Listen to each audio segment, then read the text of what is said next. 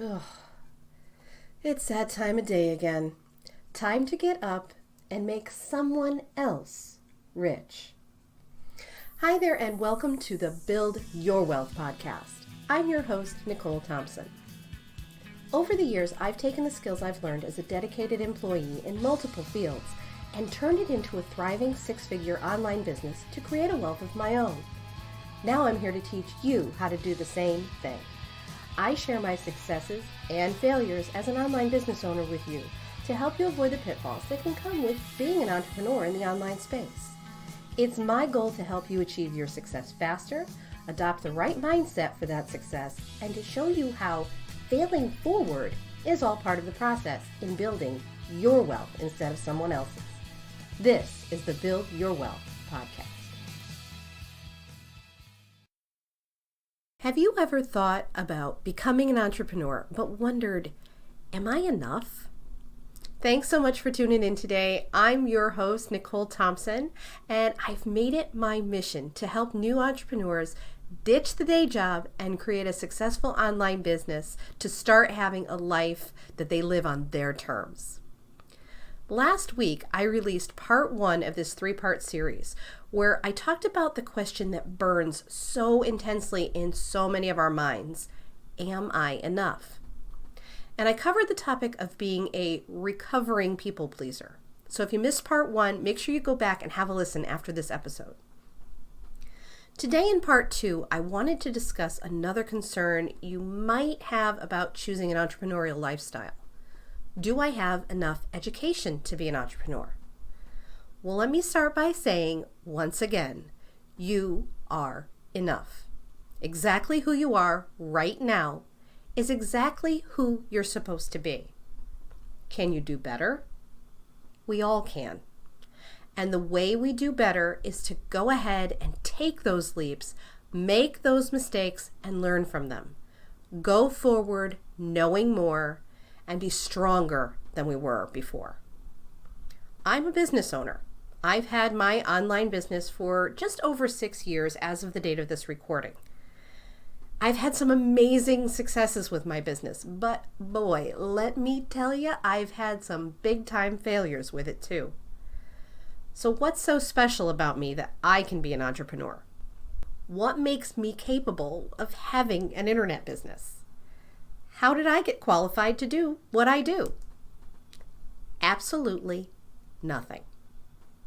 The 3 things I have that helped me be successful as a business owner are persistence, determination, and the ability to fall down 9 times and to get up 10. I don't have a fancy degree. I didn't go to college. To be completely honest, I dropped out of high school in the 11th grade. I ended up getting my high school diploma through a correspondence school. That was homeschooling back in the 90s before there was such a thing as online school for you younger folk who probably don't know what the heck I'm talking about. I've probably worked harder as an entrepreneur than I ever did as an employee.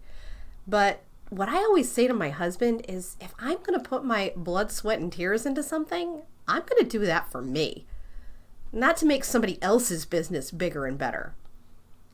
I once heard someone say, I think it was Lori Grenier from Shark Tank, entrepreneurs are the only people who work 80 hours a week to avoid working 40 hours a week.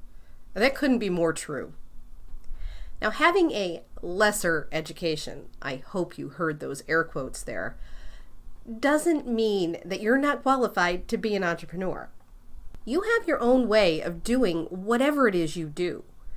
You'll put your own unique spin on whatever you create to bring to the marketplace. Whether it's something physical that you've created to sell, or perhaps you teach a skill, a certain skill. Being an entrepreneur means you're creative, inventive, and you don't necessarily play by the rules.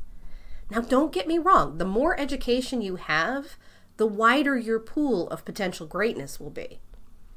A truly successful entrepreneur is someone who never stops learning. Someone who never, ever feels as though they know everything. Be open to new ideas. Don't ever feel as though you've reached the limit of your potential. If you feel like you're the smartest person in the room, it's time to find a new room.